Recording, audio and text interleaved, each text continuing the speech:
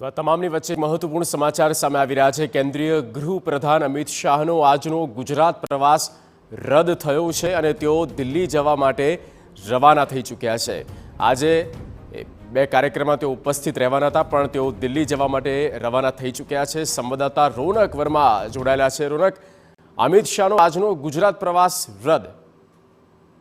બિલકુલ થી અમિત શાહ આજે જે પોતાના મત વિસ્તારમાં લોકાર્પણ અને ખાતમુહૂર્તના કાર્યો કરવાના હતા તેમાં થોડો ઘણો ફેરફાર અત્યારે થયો છે। સ્પષ્ટપણે જે કાર્યક્રમ છે તે રદ થયો નથી, પરંતુ અનિવાર્ય સંજોગોના કારણે તેમને દિલ્હી હાજર થવું પડ્યું અને દિલ્હીમાં જે કેટલીક બેઠક હતી અને બેઠકમાં હાજરી આપ્યા બાદ અને જે પ્રકારે તેમના નિર્ધારિત કાર્યક્રમ હતા તેના માટે તેમને અચાનક જ દિલ્હી જવું પડ્યું છે। મહત્વનું છે કે આજે ગાંધીનગર લોકસભામાં સમાવિષ્ટ વિવિધ વિધાનસભાઓ માટે જે તેમના કાર્યક્રમ છે તેમાં અવડા દ્વારા જે નવનિર્મિત કમ્યુનિટી હોલ હોય કે પછી ખરીદ વેચાણ સંઘના ગોડાઉનનું ખાતમુહૂર્ત, તળાવ લોકાર્પણના કાર્યક્રમ હોય કે પછી નળકાંઠા માટે જે સિંચાઈની વ્યવસ્થાઓ કરવાનું લોકાર્પણ અને ખાતમુહૂર્તના કાર્યક્રમ હોય। મહત્વની વાત છે કે ગઈકાલે પણ અમિત શાહ દિવસ દરમિયાન અમદાવાદમાં હતા અને આજે બીજો દિવસ છે તે પોતાનો મત વિસ્તારમાં પોતાના દિવસ ગાળવાના હતા, પરંતુ તે દરમિયાન અચાનક જ દિલ્હીમાં એક બેઠકમાં હાજર રહેવાના કારણે તેઓએ તેમના કાર્યક્રમમાં ફેરફાર કર્યો છે અને તેઓ દિલ્હી જવા માટે રવાના થયા છે। ત્યારે થોડીક જ વારમાં હવે આ તમામ કાર્યક્રમોમાં મુખ્યમંત્રી પહોંચશે અને મુખ્યમંત્રીના હસ્તે આ તમામ કાર્યક્રમો